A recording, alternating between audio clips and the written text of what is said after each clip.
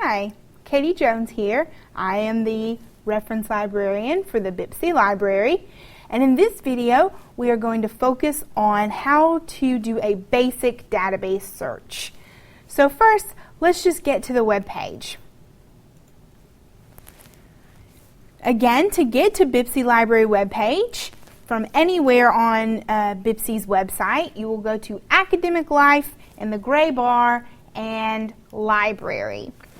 Now from here, we have some options. You'll notice this database option here to the left. I usually recommend going to databases by subject. Sometimes you know a specific database that you like and you want to just go straight to that. You can always go to databases by title.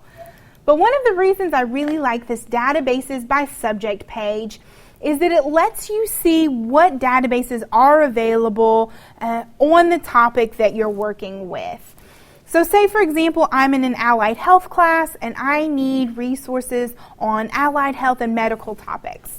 Well, I can click that allied health option, and here are all of the databases we have on those allied health and medical topics.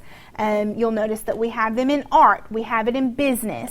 So really just depending on what your needs are, depends on what databases would work best for you. Now for this video, I am going to focus on the current events list, but you do not have to limit yourself to that list. So I'm going to click on current events. And here's a list of several of the databases we have that have information on some of these current events or hot topic issues. I generally find that this is a good list on just kind of any general topic that you're working with. The database I want to look at first is Academic Search Complete. You will notice that it is got this term EBSCO out to the side. They are the vendor to this database, and in fact we have lots of EBSCO databases. Once you learn how to search one of these, you'll know how to search all of them. So I'm going to click on Academic Search Complete. Now at this point, if I was off campus, it would ask me to log on with my Lola username and my 6-digit birthday as the PIN number. So once you've logged on, you have access to all of this information we're looking at from this point forward. So I'm going to go ahead and go full screen so we can take a look at what this database looks like. Now you'll notice that you have some drop-down box options. If I click on this selective field, it lets me choose what part of the record I want to search. So maybe I know a specific author or the specific title of an article I'm looking for. Maybe I want my paper to be on a specific person and I want to look up anything about that person. Generally, unless I know exactly what I'm looking for, I'll just keep this blank and it will look at the entire record and pull up anything that matches whatever we put in this box. So let's try first just doing a search for Louisiana. I want to find anything we have on Louisiana. Now notice it's already trying to narrow it down for me. It knows that that's going to have a lot of results back, so it's suggesting some terms that I could use to narrow this down.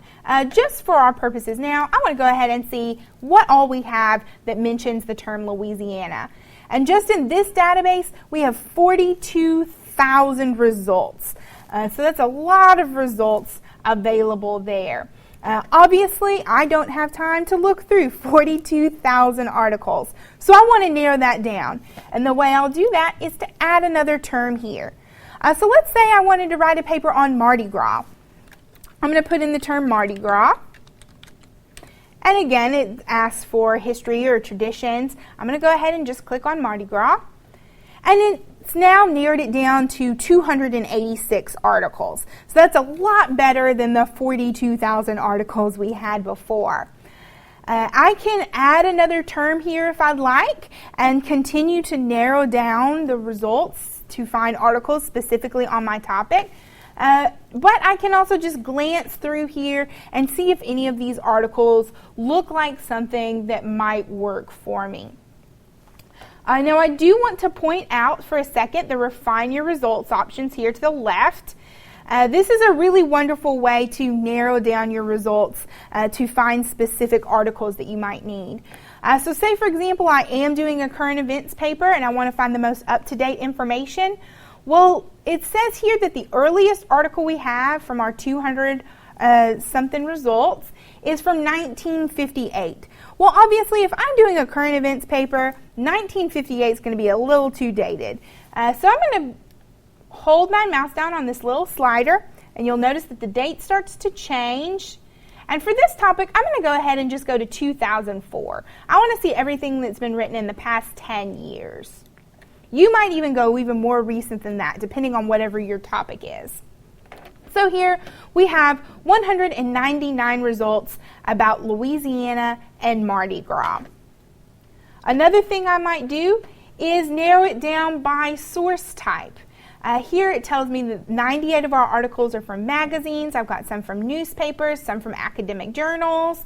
I want to take a look, since this is an academic paper I'm doing, I want to click on academic journals and see what we have available in academic journals. So now we have 30 results. So that's a lot better than the 42,000 and even the 250 that we had before. We've slowly started broad with our search and narrowed down to find the articles that we think would best work for our paper.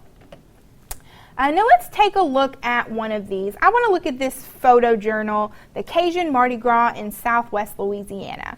And right off the bat, it does give me some subject terms, so I already know a bit of what it covers. But I want to click on this title, and here it will open up the record. So it's going to give me my author, it's going to give me the source that it came from. I've got some subject terms if I wanted to look at some of those specific subject terms. And then it's also going to give me an abstract, or a good solid paragraph telling me what this article is about. Now once I've read through all of this and I decide that this is an article that I would like to read, I'm just going to click on this PDF full text. And then it will open up the article in its entirety. When you have that PDF, it is a scanned version of the way it appeared in the journal.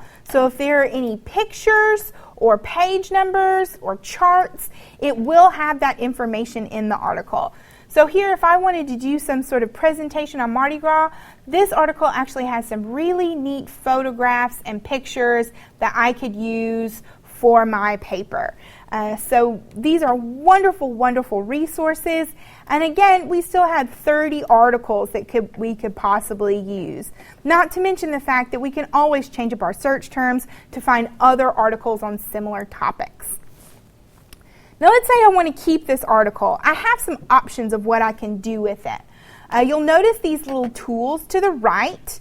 I'm actually going to go back a page because it will show those tools a little better. But it's the same thing regardless of what page I'm on. So let me go back to that detailed record.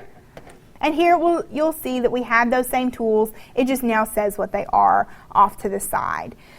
So we do have a print option. I usually recommend, if you're going to print your article, print it from the PDF. It usually works a little better. Remember, you do get 300 pages a month for free in the TRC and TLC to print. So that is an option for you. You also have this email option. I can click on that and put in my email address here. Doesn't even have to be my BPCC email address, just whatever email I use most. I can write some comments here if I want to, tell myself this was about the costumes of Mardi Gras. It says that it is going to send it as a PDF, but then also notice that it asks for a citation format. Now their default is APA, but if I was doing an assignment for an English 101 or 102 class, I could click on MLA and it's now going to send me the MLA citation for this specific article in the body of my email. So that could save you a lot of time when it's time to make that works cited page for your paper. And speaking of citations, we also have a cite option here, this little gold piece of paper. When I click on that, it's going to show me the citation for this article in a variety of different styles. So let me scroll down here. And here we've come to MLA, and I have my MLA citation for this article. Now, I do want to give you my little disclaimer, and they make the same disclaimer as well. These are computer generated, so they can have some mistakes. You do want to double check it with your MLA handbook and the way your professors asked you to do it.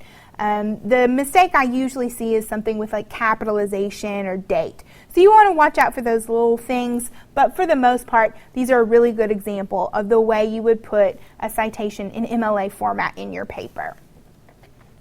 And then finally, we do have this save option here, which will allow you to save this to a flash drive or to your desktop if you're at home. So there are a lot of options of what you can do with these articles once you find one that you think will work for you.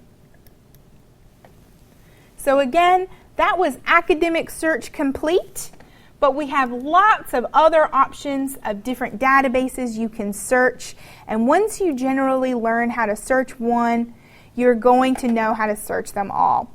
Thanks, everyone.